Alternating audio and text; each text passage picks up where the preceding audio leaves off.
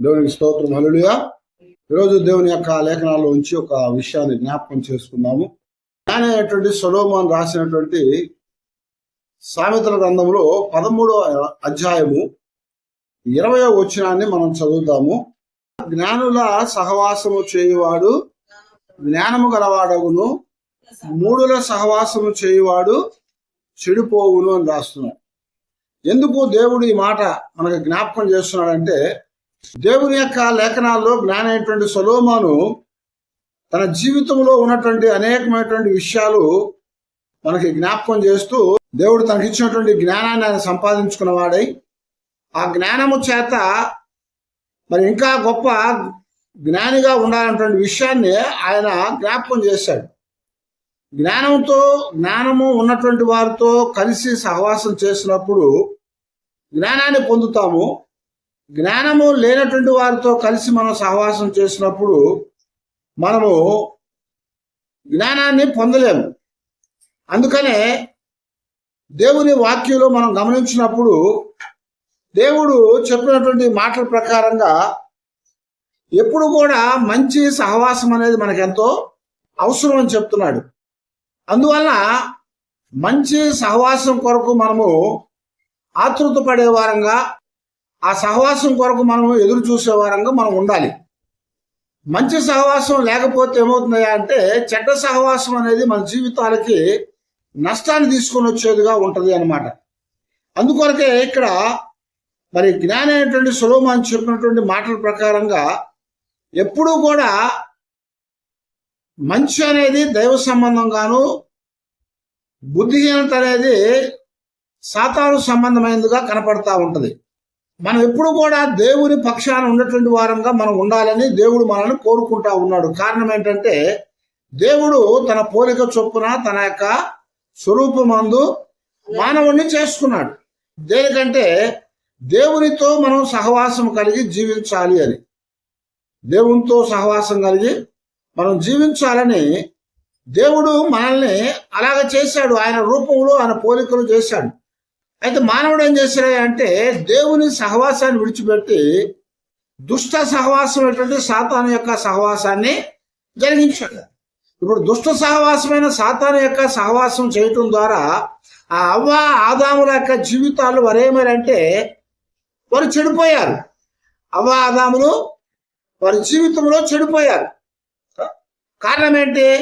దైవ సహవాసాన్ని, మంచి సహవాసాన్ని విడిచిపెట్టి దుష్ట సహవాసం వైపు వెళ్ళారు, చెడ్డ సహవాసం వైపు వెళ్ళారు. ఆ చెడ్డ సహవాసం అనేది వారి జీవితాల్లో అనేక నష్టాలను తీసుకుని వచ్చింది. కనుకనే ఇక్కడ జ్ఞాని సొలొమోను ఈ మాటలు మనకు చెప్తా వచ్చాడనమాట. ఎప్పుడు కూడా మనము దైవ సంబంధమైన మంచిదైనటువంటి సహవాసాన్ని ఎంచుకోవాలి. ఆ సహవాసం అనేది మన జీవితాలకి మేలు కలిగిస్తుంది. అయితే దేవుని యొక్క మంచి సహవాసాన్ని ఎన్నుకోకుండా ఉన్నటువంటి వారు అనేక మంది దేవుని లేఖనాల్లో చెడిపోయినటువంటి వారయ్యారు. మంచి సహవాసమైనటువంటి దేవుని యొక్క సంబంధమైనటువంటి సహవాసాన్ని ఏర్పాటు చేసుకుంటున్న వారి జీవితాల్లో వారు గొప్ప ఆశీర్వాదాలు పొందారు. కనుకనే ఇక్కడ మనం ఎప్పుడు కూడా ఆ చెడ్డ సహవాసం అనేది కలిగి ఉండకూడదు. లోకంలో కూడా ఒక సామెత ఉంది, నీ స్నేహితుడు ఎవడో చెప్పు, నేను నువ్వెవడో చెప్తానని చెప్పు. మన స్నేహితుడు పలానా వాడని చెప్పినప్పుడు మనం కూడా అలాంటి వారమని వాళ్ళు లెక్క కడతా ఉంటారు. అందుకే మనము ఎప్పుడు కూడా మన పిల్లల్ని మంచి సహవాసం కలిగి ఉండాలని మనం ప్రోత్సహిస్తూ ఉంటాం. ఆ మంచి సహవాసం లేకపోతే వారితో సహవాసం చేయకుండా ఆపేస్తాం. కానీ దేవుని యొక్క సన్నిధిలో అయితే మనం ఎప్పుడు కూడా దేవుని సహవాసం కలిగినటువంటి వారంగా ఉండాలి. ఎందుకంటే యోబు గ్రంథంలో రాస్తా ఉంటాడు, 22వ అధ్యాయం 21వ వచనంలో, ఆయనతో సహవాసము చేసిన ఎడల నీకు సమాధానము కలుగును, అలాగున నీకు మేలు కలుగును అని ఇక్కడ జ్ఞాపకం చేశాడు. యోబు తన జీవితంలో దేవుని సహవాసంతో ఉన్నాడు. దైవ సంబంధమైన సహవాసం, మంచి సహవాసం అది. దేవుడు ఎప్పుడు కూడా మంచివాడని బైబిల్లో మనకి రాయబడతా వచ్చింది. దేవుడు మంచివాడు. ఆయన మంచి వారికి మేలు చేసేవాడు.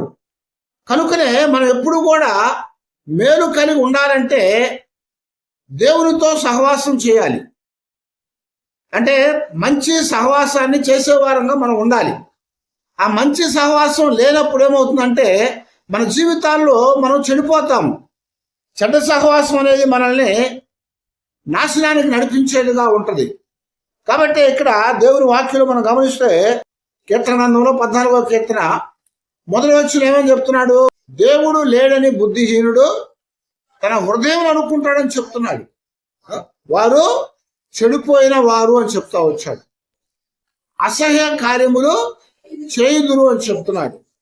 మేలు చేయువాడు ఒక్కడు కూడా లేడు అని దేవుడు మరి కీర్తనాకారు ద్వారా మాట్లాడుతూ వచ్చాడు అన్నమాట. ఎందుకని ఈ మాట చెప్తున్నా అంటే దేవుడు చూస్తున్నాడు. దేవుడు ప్రతి వారు కూడా మంచి మార్గంలో నడవాలని కోరుకుంటా ఉన్నాడు. అందుకే దేవుని యొక్క పరిశుద్ధమైనటువంటి మార్గాన్ని దేవుడు తన ప్రజలైనటువంటి వారికి ఇచ్చాడు. కానీ ప్రజలు ఏం చేశారంట? ఆ పరిశుద్ధమైన మార్గము మంచి మార్గంలో నడవకుండా వారందరూ కూడా ఏం చేశారంట? బొత్తిగా వారు దారి తొలగి చెడిపోయారని రాస్తున్నారు. వారు బొత్తిగా దారి తొలగి చెడిపోయి ఉన్నారు. కారణం ఏంటంటే దారిలో ఉండకపోతే మనము చెడిపోతాం.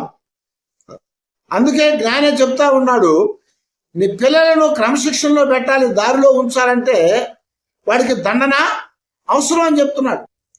వాడిని దండించాలి. అందుకనే దావీదు చెప్తా ఉంటాడు, నువ్వు గద్దించుట నాకు మేలాయను, నువ్వు గద్దించడం నాకు మేలని చెప్తున్నాడు. ఆ గద్దింపు అనేది లేకపోతే ఏమవుతుందట? మేలు జరగదు. మేలు జరగట్లేదంటే దాని అర్థం ఏంటి? కీడు అనేది మనల్ని వెంటాడుతూ ఉంది. ఆ కీడు అనేది ఎక్కడికి తీసుకెళ్తుందంట? నాశనాన్ని నడిపించేదిగా ఉంటుంది. అందుకనే సామెతల్లోనే చెప్తా ఉంటాడు, ఒకడు పోవు మార్గం వాడికి యథార్థంగా కనపడును, కానీ తుదకది మరణమునకు లేదా నాశనానికి నడిపించును అని చెప్తున్నాడు. వాడు వెళ్ళే మార్గం వాడికి సగ్గానే ఉంటుంది. అయితే ఆ సహవాసం అనేది చేసేవాడికి ఇది మంచిదే అనుకుంటాడు. 6 నెలలు సహవాసం చేస్తే వారు వీరు వారు అవుతారని ఒక సామెత. 6 నెలలు సహవాసం చేస్తే వాళ్ళు వీళ్ళు అవుతారట, వీళ్ళు వాళ్ళు అవుతారట. కానీ ఇక్కడ మన జీవితాల్లో ఎలాంటి సహవాసం కలిగి ఉండాలని దేవుడు చెప్తున్నాడంటే మంచి సహవాసం కలిగి ఉండాలి అంటున్నాడు. ఆ మంచి సహవాసం అనేది ఎక్కడి నుంచి వచ్చిందా అంటే దైవ సంబంధమైన వాటి ద్వారానే మనకి మంచి సహవాసం అనేది కలుగుతుంది. నీతిమంతుల ద్వారా సహవాసం అనేది, దేవునితో సహవాసం అనేది మన జీవితాల్లో మంచిని కలిగించేదిగా ఉంటుంది. లేదంటే దుష్ట సహవాసం. అందుకనే పౌలు గారు మాట్లాడుతా 1 కొరింథీయులకు రాసిన పత్రికలో 15వ అధ్యాయం 33వ వచనం చెప్తున్నాడు కదా, దుష్ట సాంగత్యము మంచి నడవడిని చెరుపును, నీతి ప్రవర్తన గలవారై మేల్కొని పాపము చేయకూడదు అని చెప్తాడు. దేవుని గూర్చిన జ్ఞానము కొందరికి లేదు, మీకు సిగ్గు కలుగుటకై ఇట్లు చెప్పుచున్నాను అని మాట్లాడుతూ వచ్చాడు. అన్నాడు, మేలు కలగటానికి ఏం చేయాలంట? మంచి సహవాసం చేయాలి. మేలు కలగటానికి మంచి సహవాసం చేయాలి. లేకపోతే ఏమవుతుందట? కీడు కలుగుతుంది మంచి సహవాసం లేనప్పుడు. అందుకేమన్నాడు? దుష్ట సహవాసము మంచి నడవడిని చెడిపివేస్తుంది. మంచి నడవడిని చెడిపివేస్తాట. ఒక చెడ్డవాడితో మనం సహవాసంలో ఉన్నప్పుడు ఏదో సమయంలో వాడి యొక్క చెడ్డ సంబంధమైనటువంటి ఆ లక్షణం మన మీద ప్రభావం చూపించేదిగా ఉంటుంది. ఆ ప్రభావం ద్వారా ఏమవుతారయ్యా అంటే వీళ్ళలో ఉన్నటువంటి మంచి నడవడి అనేది తగ్గిపోతూ ఉంటుంది అన్నమాట. తగ్గిపోతుంది. బైబిల్లో మనం రాజుల గ్రంథాల్లో మనం గమనించినప్పుడు కొంతమంది రాజులు చెడ్డవారుగా ఉన్నారు. దావీదు దేవుణ్ణి అనుసరించాడని బైబిల్లో రాశాడు. దేవుణ్ణి అనుసరించడం ద్వారా, దేవుని యొక్క సహవాసంలో ఉండటం ద్వారా దేవుడు దావీదును ఆయన వెళ్ళిన స్థలం వల్ల దేవుడు తోడుగా ఉండి అతను అంచెలుగా ఆశీర్వదించాడని చెప్తున్నాడు. కానీ సొలొమోను దగ్గరకు వచ్చేటప్పుడు ఏమైంది తెలుసా? దేవుడు ఆయనకు తోడుగా ఉన్నాడు మొదట్లో. ఆ తర్వాత ఏమైందట? ఆయన జీవితంలో మంచి సహవాసాన్ని విడిచిపెట్టేశాడు. దేవుని సహవాసాన్ని విడిచిపెట్టి ఇప్పుడు ఏం చేశాడంట, తన భార్యలైనటువంటి అన్య స్త్రీలతో ఆయన మనసును కలిపేశాడు.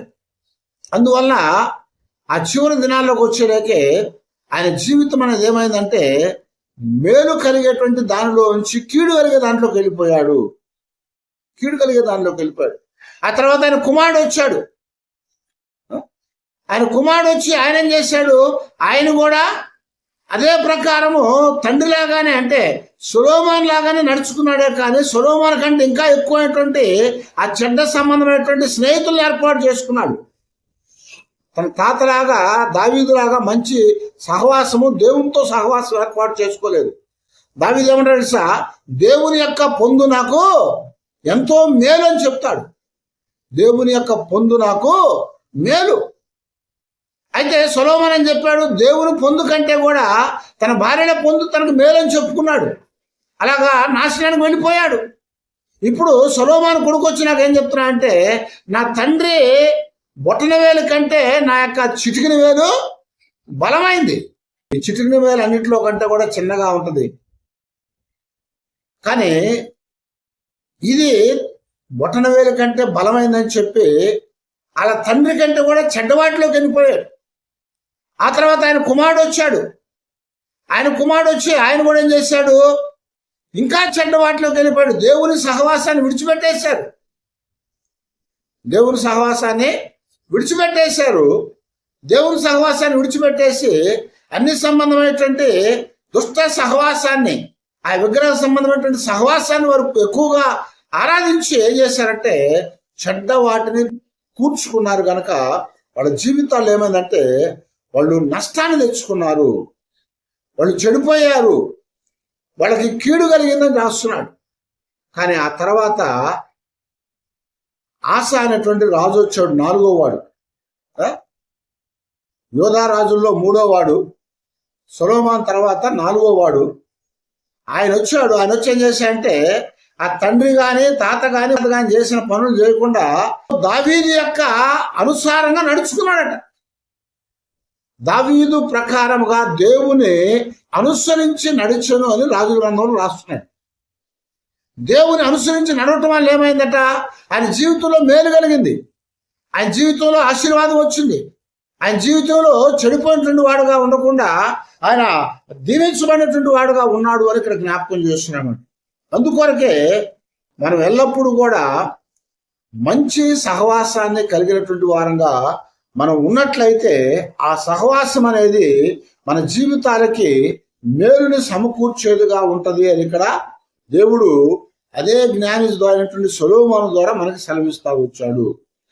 సామెతల గ్రంథం 13వ అధ్యాయం 16 చదువుతా ఉంటే, వివేకులందరూ తెలివి కలిగి పని జరిగింతురు, బుద్ధిహీనులు మూర్ఖతను వెల్లడపరుచును, దుష్టుడైన దూత కీడులకు లోబడును, నమ్మకమైన రాయబారి ఔషధము వంటివాడు, శిక్షను ఉపేక్షించువానికి అవమాన దారిద్రతలు ప్రాప్తించును, గద్దింపును లక్ష్యపెట్టువాడు ఘనత నొందును, ఆశ దీరుట ప్రాణమునకు తీపి, చెడుతనమును విడుచుట మూర్ఖులకు అసహ్యము అని చెప్పాడు. ఇక్కడ ఏం చెప్తున్నాడు, ఇక్కడ ఆశ తీరటం ప్రాణానికి తీపి, అయితే చెడుతనం విసర్జించడం అనేది మూర్ఖుల గట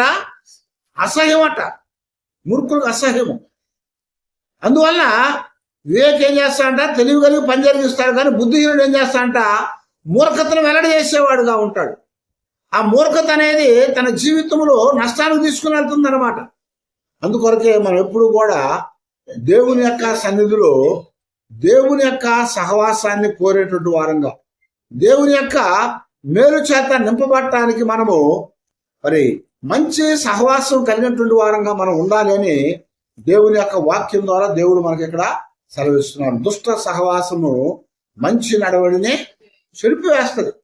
అందువలన మూర్ఖుడికి ఎలా ఉంటుందట, ఆ యొక్క ఆ చెడుతనమును విసర్జించడం అనేది లేదా చెడుతనమును విడిచిపెట్టడం అనేది అసహ్యంగా ఉంటది మూర్ఖునికి. కానీ తెలివి కలిగిన వాడికట చెడుతనమును విసర్జించడం అనేది అది ఎంతో మంచిదని చెప్తున్నాడు. అందుకనే జ్ఞాని ఏం చెప్పాడంటే ఇదే 9వ అధ్యాయంలో 10వ వచనంలో మనం చూసినప్పుడు యెహోవా యందు భయభక్తులు కలిగి ఉన్నటే జ్ఞానమునకు మూలము అని చెప్తున్నాడు. జ్ఞానానికి మూలం ఏదట? యెహోవా యందు భయభక్తులు కలిగి ఉండటమే జ్ఞానానికి మూలం. కనుక మనం ఎప్పుడు కూడా దేవుని యందు భయభక్తులు కలిగి ఉండటం ద్వారా దేవుని యొక్క సహవాసాన్ని కలిగి ఉండగలుగుతాము. దేవుని యొక్క భయము లేకపోతే సహవాసంతో దేవునితో మనం ఉండలేమని చెప్తున్నాడు. సహవాసంతో దేవునిలో ఉండలేం. కనుకనే మనం ఎల్లప్పుడూ కూడా దేవుని యొక్క సహవాసాన్ని కోరే వారంగా ఉండాలి. దేవునితో మనం జీవించటానికి ఇష్టపడే వారంగా ఉండాలి. అయితే మనం లోకంలో కానీ దేవుని లేఖనాల్లో కానీ గమనించినప్పుడు దుష్ట సహవాసం అనేది మంచి నడవని ఎప్పుడు కూడా చెడిపేసేదిగా ఉంటుంది. చెడ్డవాడితో సహవాసం చేసేవాడు తప్పనిసరిగా చెడిపోతాడు. మంచివాడితో సహవాసం చేసేవాడు అందరూ కూడా మరి మారకపోవచ్చేమో కానీ ఎవరో ఒకరు మారతారు. కానీ ఎక్కువగా చెడ్డది అనేటువంటిది దుష్ట సంబంధమైనటువంటిది ఎక్కువ ప్రభావాన్ని చూపించేదిగా ఉంటుంది మంచిదానికంటే కూడా. అందుకొరకే మనం ఎల్లప్పుడూ కూడా దేవుని యొక్క సన్నిధిలో దుష్ట సహవాసాన్ని విడిచిపెట్టి మంచి సహవాసాన్ని కలిగిన వారమై మనం జీవించాలి. అందుకే దావీదు మొదటి కీర్తనలో జ్ఞాపకం చేశాడు, దుష్టుల యొక్క ఆలోచన చొప్పున నడవకుండా, పాపుల మార్గములో నిలవకుండా, అపవాసంతో కూర్చోకుండా మనము ఉండాలి. ఎందుకంటే దుష్టుల ఆలోచన అనేది ఎప్పుడు కూడా ఏం చేస్తుంటే అది మరొకడికి కీడు చేయడానికి పరిగెడతా ఉంటది. అందుకే రాస్తా ఉంటాడు, దుష్టుడట వాడు పాము వంటి నాలుక కలిగిన వాడు అంటాడు. వాడు చెడుతనాన్ని జరిగించడానికి పాములాగా ప్రయత్నం చేస్తూ ఉంటాడు. అయితే ఆ దుష్టుల ఆలోచన అనేకులను చెరిపేది. ఓ చెడ్డవాడి ఆలోచన ఏం చేస్తుంది? అనేక మందికి నష్టాన్ని కలిగించుద్ది. అదే ఒక మంచివాడి ఆలోచన ఏమవుతుంది? అనేక మందిని కాపాడగలుగుతుంది. కనుక దేవుని యొక్క వాక్యంలో మనం చెప్పినట్టుగా మనము దేవుని ఎదుట మన సహవాసము ఎలాంటిది అన్నది ఒకసారి జాగ్రత్తగా మనం చూసుకొని దుష్టుల సహవాసం కాకుండా మంచి సహవాసాన్ని కలిగి జీవించాలి.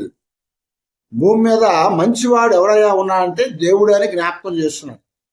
యేసు ప్రభు దగ్గరికి ఒక యవనస్తుడు వచ్చి సద్బోధకుడా అని పిలిచాడు ప్రభువాన్ని. అందుకు యేసు ప్రభు చెప్పాడు కదా, నువ్వు నన్ను ఎందుకు సద్బోధకుడు పిలిచావంటే నువ్వు గొప్పవాడే కనపడుతున్నావయ్యా అని చెప్పాడు. ఆ పిలిచిన తర్వాత అడన్నాడు కదా, నేను మోక్షానికి వెళ్ళాలంటే, పరలోకానికి వెళ్ళాలంటే నేనేం చేయాలని ప్రభువుని అడిగాడు. అందుకు ప్రభు ఏం చెప్పాడు, నువ్వు ఇవి జరిగించయ్యా, ధర్మశాస్త్రాన్ని జరిగించు, దేవుని మాటలు అన్ని కూడా ఆలకించు అని చెప్పినప్పుడు వాడు చిన్నప్పటి నుంచి నేను ధర్మశాస్త్రాన్ని పాటిస్తూనే ఉన్నాను, చెప్పాడు. కానీ వాడి సహవాసం ఎవరితో ఉంది? ధన సంబంధమైనటువంటి, లోక సంబంధమైనటువంటి వాటితో ఉంది, కానీ దేవుని సంబంధమైన వాటితో లేదు. అందుకని యేసుప్రభువు చెప్పాడు కదా, నీ మనసంతా ఎక్కడుందయ్యా అంటే ధనం మీదే ఉంది. పౌలు గారు కూడా చెప్తా ఉంటాడు, సామెతల్లో అదే మాట జ్ఞాపకం చేయబడతా ఉంటది. మానవుల యొక్క మనసంతా ఎక్కడ ఉంటుందట? నీ ధనం ఎక్కడ ఉన్నదో నీ యొక్క మనసు అక్కడ ఉంటుందని చెప్పాడు. ధనం ఎక్కడ ఉంటే మనసు అక్కడ ఉంటుంది. మనం ఎక్కడికి వెళ్ళినా కానీ ఇంట్లో డబ్బులు పెట్టి వచ్చామనుకోండి, ఆలోచన అంతా ఎక్కడ ఉంటుంది? అయ్యో బీరోకి తాళం వేసాను లేదా, ఇంటికి తాళం వేసాను లేదా, వాడు దొంగడు వస్తాడేమో, ఆ డబ్బులు దోసుకుపోతాడేమో అని భయంతోనే ఉంటాం మనం ఎక్కడ ఉన్నప్పటికి కూడా. కారణం ఏంటంటే మన మనసు అంతా ఎక్కడుందా అంటే ధనం మీద ఉంది. అయితే ధనం మీద అంటే లోక సంబంధమైన దాని మీద కాకుండా దేవుని మీద మన మనసును ఉంచాలని చెప్తున్నాడు. అందుకనే కొలస్సీ పత్రిక 3వ అధ్యాయంలో పౌలు గారు చెప్తా ఉంటాడు, మీరు భూ సంబంధమైన వాటి మీద కాకుండా పర సంబంధమైన వాటి మీద మీ మనసు ఉంచండి. భూ సంబంధమైన వాటి మీద మీ మనసు ఉంచొద్దు. భూ సంబంధమైనవన్నీ కూడా ఉదరాన నాశనం అయిపోయాయి, అవన్నీ కూడా కనపడకుండా పోయాయి. కానీ పర సంబంధమైనటువంటివి అవి ఎప్పుడు కూడా నాశనం అయ్యాయి కాదు అని చెప్తున్నారు. పేతురు చెప్పాడేమని, భూమి ఆకాశము పంచకృత్యములు లయమైపోతాయి. భూమి ఆకాశాలు గతించిపోతాయి, పంచకృత్యాలు లయమైపోతాయి. కానీ దేవుని యొక్క మాట అనేది, దేవుని యొక్క రాజ్యం అనేది అది ఎప్పుడు కూడా నశించిపోయేది కాదు. యేసుప్రభువు కూడా అది చెప్పాడు. ఇదిగో పిలాతు అడుగుతా ఉన్నప్పుడు, బరబ్బా వచ్చి అడుగుతా ఉన్నప్పుడు, నీ రాజ్యం వేరు నా రాజ్యం వేరు. నీ రాజ్యం అంతా ఎక్కడ భూ సంబంధమైంది, కానీ నా రాజ్యము పర సంబంధమైంది. నీ సహవాసం అంతా ఏందయ్యా అంటే ఈ లోక సంబంధమైన దుష్ట సహవాసమే, కానీ నా సహవాసం ఏదయ్యా అంటే పర సంబంధమైనటువంటి దైవ సంబంధమైనటువంటి సహవాసము. కనుక మనం ఎల్లప్పుడూ కూడా పర సంబంధమైనటువంటి దైవ సంబంధమైనటువంటి మంచి సహవాసాన్ని మనం కలిగి దేవుల్లో మనం జీవించాలని దేవుడు మనల్ని కోరుతా ఉన్నాడు. యోహాను 1వ పత్రికలో 1వ అధ్యాయం 3వ వచనం చెప్పినట్టుగా మన సహవాసం అయితే ఎవరితో ఉందంటున్నాడు, తండ్రి అయిన దేవునితోనూ ఆయన కుమారుడైన యేసుక్రీస్తు వారితోనూ పరిశుద్ధాత్మతోనూ ఉందన్నాడు. అపోస్తుల కార్యాలయం ఏం చెప్తున్నాడంటే సంఘముతో కూడా ఉన్నదని చెప్తున్నాడు. తండ్రి కుమార పరిశుద్ధాత్మతో మాత్రమే కాదు కానీ సహవాసముతో అంటే సంఘముతో సహవాసం కలిగి ఉన్నాం మనం.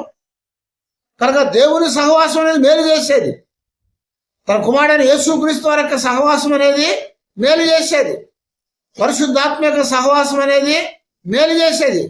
కదా, దేవుని సహవాసం మేలు చేసిందా కీడు చేసిందా? మేలు చేసింది. చక్కటి ఉద్యానవనంలో ఏదైనా తోటలో ఉంచాడు దేవుడు వాళ్ళని తయారు చేసి. అయితే వాళ్ళ సహవాసం ఏం చేశారు, దేవునితో విడిచిపెట్టి సాతాను దగ్గరికి వెళ్ళిపోయారు. కనుక వారు చెడిపోయారు.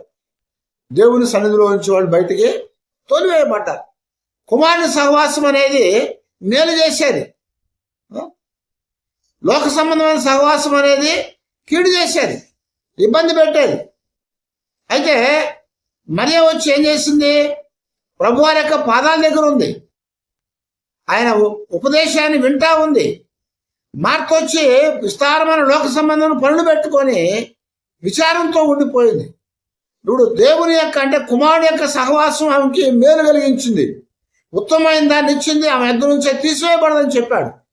కానీ మార్త విస్తారమైన పనుల చేత విచారం కలిగి ఉంది. లోకంలో విచారం అనేది తీసివేయబడేది కాదు. అలాగే పరిశుద్ధాత్మ యొక్క సహవాసం, పరిశుద్ధాత్మ యొక్క సహవాసం అనేది మనకు మేలు కలిగించేది, ఐక్యతను కలిగించేది. గతంలో చెప్పుకున్నాం, అపోస్తుల కార్యాల్లో పరిశుద్ధాత్మ దిగొచ్చినప్పుడు ఏం చేసింది, వాక్శక్తినిచ్చింది, వారికి ఆత్మశక్తినిచ్చింది, వారు పిరికితనాన్ని తీసివేసింది, వారిలో ధైర్యాన్ని కలుగజేసింది. వారి జీవితాల్లో వారు ఎక్కడైతే భయపడిపోయారు, పారిపోయారు, దాక్కున్నారు, అదే స్థలంలో నిలబడి గట్టిగా ఉపదేశించగలిగే అవకాశాన్ని ఇచ్చింది వాళ్ళకి. అంతకుముందు పారిపోయారు, అంతకుముందు భయపడిపోయారు, ఏమి కూడా చెప్పలేని పరిస్థితుల్లోకి వెళ్ళిపోయారు. కానీ ఇప్పుడు ధైర్యాన్ని తెచ్చుకున్నారు, నిలబడగలిగారు. ఎక్కడైతే భయపడ్డారో అక్కడే గట్టిగా దేవుని యొక్క సువార్త ప్రకటన జరిగించారు. ప్రభు చెప్పాడు, ఇదిగో మీరు వేచి ఉండండి, మీ మీదగా పరిశుద్ధాత్మ వస్తుంది, అది మీకు శక్తినిచ్చుదని చెప్పాడు. కనుక వాళ్ళు శక్తిని పొంది బలం పొంది వాళ్ళ జీవితాల్లో ఏం చేయబడ్డారట, బూదిగంతాల వరకు కూడా దేవుని మాటలు తీసుకెళ్ళినప్పుడు ఆ మాటలు వినటువంటి వారు అనేక మంది అట భూలోకాన్ని తల్లకిందులు చేయవారు ఇక్కడ కూడా వచ్చారు, వీరే అని చెప్పుకున్నారు. భూలోకాన్ని తలకిందులు చేసేవాడు. కారణం ఏంటి? దేవుని యొక్క పరిశుద్ధాత్మతో సహవాసము భూలోకాన్ని తలకిందులు చేసేవారుగా చేసింది వాళ్ళని. సంఘముతో సహవాసం, సంఘ సహవాసం అనేది విడుదల కలిగించేది. పేతురు చెరసాల్లో ఉన్నప్పుడు సంఘం ఏం చేసిందట? ప్రార్థన చేసింది. ఆ సంఘం అంతా కూడా సహవాసంలో ప్రార్థన చేసినప్పుడు ఆ సహవాసం యొక్క ప్రార్థన చెరసాల్లో ఉన్నటువంటి పేతుర్ని బయటికి తీసుకొని వచ్చింది, మేలు చేసింది. లేకపోతే తెల్లారి కల్లా పేతుర్ని పట్టుకెళ్ళి హేరోదు ఏం చేశారు? హేరోదు ఏం చేసేవాడు? ఆయన తల కొట్టించేసేవాడు. హేరోదు అనుకున్నాడు, అదిగో ఇంకొద్ది గడియల్లో పేతుర్ని తెచ్చి ఆయన తల నరకబోతున్నాను అనుకున్నాడు. కానీ దానికంటే ముందు సంఘం యొక్క సహవాసము, ఆ ప్రార్థన ఆ చెరసాల్లో ఉన్నటువంటి చావుకి రేపు ఉదయానికి సిద్ధమవుతా ఉన్నటువంటి ఆ పేతుని విడిపించి బయటికి తీసుకొని వచ్చింది. అందుకొరకే దుష్ట సహవాసము మంచి నడవని చెరిపివేస్తుంది, కానీ మంచి సహవాసము మన జీవితాల్లో మేలు చేసేదిగా ఉంటుంది. మంచి సహవాసం మన జీవితాల్లో ఆశీర్వాదం తెచ్చేదిగా ఉంటుంది. కనుక మరి ఇక్కడ జ్ఞానేంద్రుడు సొలొమోను చెప్పినట్లుగా మనము చెడ్డ సహవాసంలో ఉన్నప్పుడు, దుష్టులుగా ఉన్నప్పుడు ఏమవుతామయ్యా అంటే శిక్ష పొందుతాం. ఆ శిక్షను త్రోసివేయకుండా ఉండాలి. ఆ శిక్షను త్రోసివేయకుండా ఉన్నప్పుడు శిక్షను ఉపేక్షించు వానికి అవమానము, దారిద్ర్యము ప్రాప్తిస్తుందట. అయితే గద్దింపును లక్ష్యపెట్టువాడు ఘనత నొందుతాడు. ఆశ తీరుట ప్రాణానికి తీపి, చెడుతనము విడుచుట దుష్టునికి మూర్ఖునికి అసహ్యము. అందుకే జ్ఞానుల సహవాసము చేయువాడు జ్ఞానాన్ని సంపాదించుకుంటాడు. మూడుల సహవాసం చేయువాడు వాడు చెడిపోయి నశించిపోతాడు. బడిలో కూడా పిల్లలు బాగా చదువుకుని జ్ఞానంగా ఉండే వాళ్ళతో ఉంటే ఏమవుద్ది? వాళ్ళ జ్ఞానం వచ్చింది. అదే జ్ఞానంతో ఉన్నవాడు కూడా మందమతులుగా ఉన్నటువంటి వారితో, చెడ్డవాడితో కలిసి కూర్చొని వాళ్ళతో నడుస్తూ ఉంటే ఏమవుతుంది? కొన్ని రోజులకి వాళ్ళు ఉన్నటువంటి ఆ జ్ఞానం అనేది పోతుంది. ఎందుకంటే ఇనుము తీసుకొని వచ్చి అయస్కాంతంతో రుద్దుతా ఉన్నప్పుడట, అది ఇనుము అయినప్పటికి కూడా ఏమవుతుంది? అది కొంత సమయానికి అయస్కాంతంగా మారబడుతుంది. అయస్కాంతం యొక్క సహవాసము దాన్ని ఇనుముగా ఉంచకుండా అయస్కాంతంగా మార్చేస్తుంది. అదే అయస్కాంతాన్ని తీసుకెళ్ళి ఇనుములో పడేస్తే ఏమవుతుంది?